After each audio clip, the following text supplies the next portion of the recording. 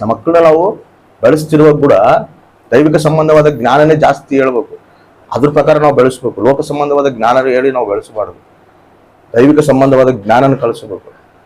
ನಾನು ಯಾವಾಗ್ಲೂ ಮಾತು ಹೇಳ್ತಿರ್ತೀನಿ ನೋಡ್ರಿ, ಮತ್ತೆ ನನ್ನ ಮೆಸೇಜ್ಗಳಾಗ ನಾನು ಯೂಟ್ಯೂಬ್ನ ಬಿಡೋ ಮೆಸೇಜ್ನ ಕೂಡ ನೋಡ್ರಿ, ಮತ್ತೆ ಮಕ್ಕಳನ್ನ ಈ ರೀತಿ ಬೆಳೆಸ್ರಿ, ಮಕ್ಕಳನ್ನ ಈ ರೀತಿ ಬೆಳೆಸ್ರಿ. ಯಾಕಂದ್ರೆ ಹೊರಗ ಪಾಪ ವಿಸ್ತರಿಸಕತ್ತ, ದೈವಿಕ ಜ್ಞಾನದ ಬೆಳೆಸ್ಕೋಬೇಕು. ನೀನು ಅದಾಗಬೇಕು, ನೀನು ಹಿಂಗಾಗಬೇಕು, ನೀನು ಹಂಗಾಗಬೇಕು, ನೀನು ಇಂಜಿನಿಯರ್ ಆಗ್ಬೇಕು, ನೀನು ಡಾಕ್ಟರ್ ಆಗ್ಬೇಕು, ನೀನು ಅದು ಸಂಪಾದಿಸ್ಬೇಕು, ನೀನು ದೊಡ್ಡ ಧನವಂತರ ಆಗ್ಬೇಕು, ನೀನು ದೊಡ್ಡ ಇದಾಗಬೇಕಂತ ಹಂಗೆ ಹೇಳಿ ಬೆಳೆಸಿ ಅನ್ಕೋ, ಅದು ಎಲ್ಲಿಗೆ ತಗೊಂಡೋಗುತ್ತೆ ಅಂತ ಗೊತ್ತಾ? ವಾಕ್ಯ ಕೂಡ ಹೇಳ್ತೀನಿ, ಅದು ಕೂಡ ಓದಿಸ್ತೀನಿ ನಾನು. ಆ ಧನ ಅನ್ನೋದು ಎಲ್ಲಿಗೆ ತಗೊಂಡೋಗುತ್ತೆ ನೀವು ನೋಡಿಸ್ತೀನಿ ನೋಡು. 1ನೇ ತಿಮೋಥಿ ಪತ್ರಿಕೆ 6:9. ಐಶ್ವರ್ಯವಂತರಾಗಬೇಕೆಂದು ಮನಸ್ಸು ಮಾಡುವವರು ದುಷ್ಪ್ರೇರಣೆ ಎಂಬ ಉರುಳಿನಲ್ಲಿ ಸಿಕ್ಕಿಕೊಂಡು. ಎಲ್ಲಿ ಸಿಕ್ಕೊಂತಾರಂತ ಇವರು? ದುಷ್ಪ್ರೇರಣೆಯನ್ನ ಉರುಳಿನಲ್ಲಿ ಸಿಕ್ಕಿಕೊಂಡು ಬುದ್ಧಿಗೆ ವಿರುದ್ಧವಾಗಿಯೂ ಅನೇಕ ಆಶೆಗಳಲ್ಲಿ ಬೀಳ್ತಾರಂತ ಇವರು. ಧನ ಸಂಪಾದಿಸ್ಬೇಕು, ನಾವು ಧನವಂತರಾಗಬೇಕು, ನಾವು ಏನೋ ಇಲ್ಲಿ ಲೋಕದಲ್ಲಿ ನಾವು ಏನೋ ಮಾಡ್ಕೋಬೇಕಂತೇಳಿ ಸಂಪಾದಿಸ್ಕೋಬೇಕು, ನಾವು ಲೋಕ ಸಂಪಾದಿಸ್ಕೋಬೇಕು, ಧನವಂತರಾಗಬೇಕಂತೇಳಿ ಪ್ರಯಾಸ ಪಡುವವರು ಏನಾಗ್ತಾರಂತ ದುಷ್ಪ್ರೇರಣೆಗಳಿಗೆ ಒಳಗಾಗ್ತಾರಂತವ್ರು.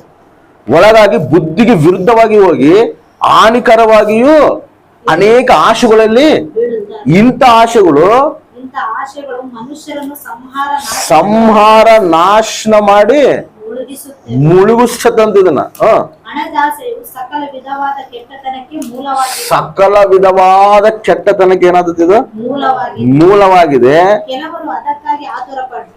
ಆತುರಪಟ್ಟು ಅದರಿಂದ ಕ್ರಿಸ್ತ ನಂಬಿಕೆಯನ್ನು ಬಿಟ್ಟು ಅಲೆದಾಡಿ ಅನೇಕ ವೇದನೆಗಳಿಂದ ತಮ್ಮನ್ನು ತಿವಿಕೊಳ್ಳುತ್ತಾರೆ. ಇವರು ಏನ್ ಮಾಡ್ಕೊಂತಾರೆ? ಇವರು ಈ ಹಣದ ಇದ್ರನ್ನ ಹೋಗಿ ಇದ್ರನ್ನ ಏನೋ ಮಾಡ್ಕೋಬೇಕು, ಇದನ್ನೇನೋ ನಾವು ಇದು ಸಂಪಾದಿಸ್ಕೋಬೇಕು, ಇಲ್ಲೇನೋ ನಾವು ಮಾಡ್ಕೋಬೇಕು, ಕಟ್ಕೋಬೇಕು ಅಂತೇಳಿ ನಾವು ಓಡೋದ್ರೆ ಏನಾಗ್ತಂತ ಇವರು ಲಾಸ್ಟ್ಗೆ ಕ್ರಿಸ್ತ ನಂಬಿಕೆಯಲ್ಲಿದ್ದು ಕೂಡ ಇವರು ದೂರ ಆಗ್ತಾರ. ಅದಕ್ಕೆ ನಮ್ಮ ಮಕ್ಕಳುಗಳು ಹೆಂಗ್ ಬೆಳೆಸ್ಬೇಕಂದ್ರೆ ನಾವು ಹಣ ಏನೋ ಸಂಪಾದಿಸ್ಬೇಕು, ನೀನ್ ಏನೋ ಉದ್ಧಾರ ಆಗ್ಬೇಕು ಅಂದ್ರೆ, ಉದ್ಧಾರ ಆಗ್ಬೇಕಂದ್ರೆ ಏನು ಮಾಡ್ರಿ, ಆದ್ರೆ ಅದನ್ನ ಬೇಸ್ ಮಾಡಿ ಬೆಳೆಸಬಾರ್ದು, ಭಕ್ತಿ ಸಾಧನೆ ಮಾಡಿಸ್ಬೇಕು. ಅದು ಇಹಲೋಕದಲ್ಲಿ ಪರಲೋಕದಲ್ಲಿ ಕೂಡ ಶಾಶ್ವತವಾಗಿರ್ತದೆ ಅಂತೇಳಿ ವಾಕ್ಯ ಹೇಳುತ್ತದೆ. ಯಾವ್ದು ಶಾಶ್ವತವಾದದ್ದು ಯಾವ್ದು ಅಶಾಶ್ವತವಾದದ್ದು ಅಂತ ಕೂಡ ನಾವು ಗ್ರಹಿಸ್ಬೇಕು. ಅದೇ ದೈವಿಕ ಜ್ಞಾನ. ಅದು ಎಲ್ಲಿಂದ ಬರ್ತದೆ ಅಂತ? ಮೇಲಲ್ಲಿದ್ದ ಬರ್ತದೆ. ಆ ದೈವಿಕ ಜ್ಞಾನ ನಾವು ಸಂಪಾದಿಸ್ಕೊಂಡು ಅದೇ ನಮ್ಮ ಮಕ್ಕಳಿಗೆ ಕೂಡ ನಾವು ಕಳಿಸ್ಬೇಕು. ಇದು ಶಾಶ್ವತವಾದದ್ದಲ್ಲ. ಇದರಿಂದ ನೀನು ಹೋಗಿ ಅಂದ್ರೆ ನೀನು ಇದರಲ್ಲಿ ದುಷ್ಪ್ರೇರಣೆಗೊಳಗಾಗ್ತಿ, ಅನೇಕ ಆಶೆಗಳನ್ನು ಸಿಕ್ಕಕ್ಕಂತ ನೀನು ಇದರಿಂದ ನೀನು ಕ್ರಿಸ್ತರಿಂದ ನೀನು ಕೂಡ ದೂರ ಆಗ್ತಿ. ಕ್ರಿಸ್ತರಿಂದ ದೂರ ಆದ್ರೆ ನಾವು ಇನ್ನು ಬದುಕಿ ಏನೈತೆ, ಜೀವಿಸಿ ಏನೈತಿ, ಏನ್ ಸಂಪಾದನೆ ಏನೈತಿ, ಒಂದಿನ ಎಲ್ಲ ಇಲ್ಲಿ ಬಿಟ್ಟು ಹೋಗ್ತೀವಿ. ಅದಕ್ಕೆ ಹೇಳ್ತಾನ ಒಂತ ಮಾತು ಹೇಳ್ತಾನ ನೋಡಿ ತಿಮೋತಿಗೆ, ಎಲೇ ದೇವರ ಮನುಷ್ಯನೇ,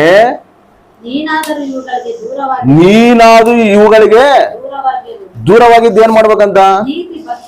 ನೀತಿ, ಭಕ್ತಿ, ನಂಬಿಕೆ, ಪ್ರೀತಿ ಸಂಪಾದಿಸುವುದಕ್ಕೆ ಪ್ರಯಾಸ ಪಡು. ಆಮೇನ್. ಯಾವ್ದು ಸಂಪಾದಿಸಕ್ ಪ್ರಯಾಸ ಪಡ್ಬೇಕಂತ? ನೀತಿ, ಭಕ್ತಿ, ನಂಬಿಕೆ, ಪ್ರೀತಿ, ಸ್ಥಿರಚಿತ್ತ, ಸಾತ್ವಿಕತೆ, ಇವುಗಳನ್ನು ಸಂಪಾದಿಸಕ್ ನಾವು ಪ್ರಯಾಸ ಪಡ್ಬೇಕಂತ. ಇದು ಶಾಶ್ವತವಾದದ್ದು. ಇದು ಈ ರೀತಿಯಾಗಿ ನಾವು ಜೀವಿಸುವಂತವರಾಗಿರ್ಬೇಕು. ದೈವಿಕ ಜ್ಞಾನ ಸಂಪಾದಿಸ್ಕೋಬೇಕು. ಆ ದೈವಿಕ ಜ್ಞಾನ ಎಲ್ಲಿಂದ ಬರ್ತದೆ? ಮೇಲಿಂದ ಬರ್ತದೆ. ಅದು ಶಾಶ್ವತವಾಗಿರ್ತದೆ. ಅದೇ ನಾವು ಜ್ಞಾನ ಸಂಪಾದಿಸ್ಕೋಬೇಕು, ನಮ್ಮ ಮಕ್ಕಳು ಕೂಡ ಅದೇ ಜ್ಞಾನ ಬೋಧಿಸ್ಕೋಬೇಕು. ಹಂಗೆ ಕಟ್ಕೋಬೇಕು. ಇವಾಗಿದ್ದ ನಾವು ಕಟ್ಗ ಅಂತ ಬಂದಾಗ ಅದು ಸ್ಥಿರವಾಗಿರ್ತದೆ. ಏನೋ ಸಂಪಾದಿಸ್ಕೋಬೇಕು, ಏನೋ ಮಾಡ್ಬೇಕು, ಓಡ್ಬೇಕಂತ ಇಲ್ಲಿ ಲೋಕದಾಗ ಓಡಿವನ್ಕು ಅದು ಯಾವ್ದಾದ್ರಾಗ ಸಿಕ್ಕಾಕ್ಸ್ತದ, ಎಲ್ಲೆಲ್ಲೋ ಬಲೆ ಆಗ್ತದ, ನಾಶ ಮಾಡ್ತದಂತದು. ಏನಂತ ಹೇಳ್ತದ ನೋಡಲ್ಲಿ ವಾಕ್ಯ, ಸಂಹಾರ ನಾಶನಗಳಿಂದ ಮುಳುಗಿಸ್ತದಂತದ್ದು.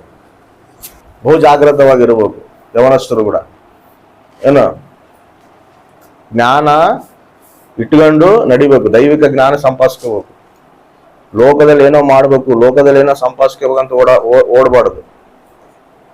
ದೇವ ನಿನ್ನ ಚಿತ್ತ ಏನೈತೆ, ನನ್ನ ಜೀವನದಲ್ಲಿ ನಿನ್ನ ಚಿತ್ತ ಏನು, ಅದನ್ನು ಮನಸ್ಸಿನಾಗ ಇಟ್ಕೊಂಡು ನಾವು ನಡಿಬೇಕು. ಅದ್ರ ಪ್ರಕಾರ ನಾವು ಜೀವಿಸ್ಬೇಕು. ದೈವಿಕ ಜ್ಞಾನ ಸಂಪಾದಿಸ್ಕೋಬೇಕು. ಅದು ಮೇಲಿಂದ ಬರ್ತದೆ. ನಾವು ಮೇಲೆ ನೋಡಿ ಕೇಳ್ಬೇಕು, ದೇವ್ರ ನೋಡಿ ಕೇಳ್ಬೇಕು, ನನಗೆ ಜ್ಞಾನ ಕೊಡು ಪ್ರಭಾ. ಸೊಲೊಮೋನ್ ಹೆಂಗ್ ಕೇಳ್ತಾನೆ ನಂಗೆ ನಾವು ಜ್ಞಾನ ಕೇಳ್ಬೇಕು. ಕೇಳಿದಾಗ ಯಾವ್ದು ಸತ್ಯನೋ ಯಾವ್ದು ಅಸತ್ಯನೋ ನಮಗೆ ಬಯಲ್ಪಡಿಸ್ತಾನೆ. ಇಲ್ಲಾಂದ್ರೆ ನಾವು ಸತ್ಯ ಆದ ಅಸತ್ಯ ಗೊತ್ತಾಗದಿಲ್ಲ, ಎಲ್ಲ ಸತ್ಯನ ಅನ್ಕೊಂತೀವಿ, ಎಲ್ಲರೂ ಹೇಳೋದು ಸತ್ಯ ಅನ್ಕೊಂತ ತಿಳ್ಕೊಂತೀವಿ, ಅದು ಮಾಯದಲ್ಲಿ ಬಿದ್ದು ಓದ್ತೀವಿ. ನಷ್ಟ ಅವಾಗ ಏನಾಗ್ತದೆ, ಅನೇಕ ಆಶೆಗಳು ಸಿಕ್ಕಂದ ಏನಾಗ್ತದೆ, ಅದು ನಾಶನ ಮಾಡ್ತದೆ, ಜೀವಗಳು ನಾಶನ ಮಾಡ್ತಾವ. ಅದು ಅಶಾಶ್ವತವಾದದ್ದು, ಅದು ಶಾಶ್ವತವಾದದ್ದಲ್ಲ.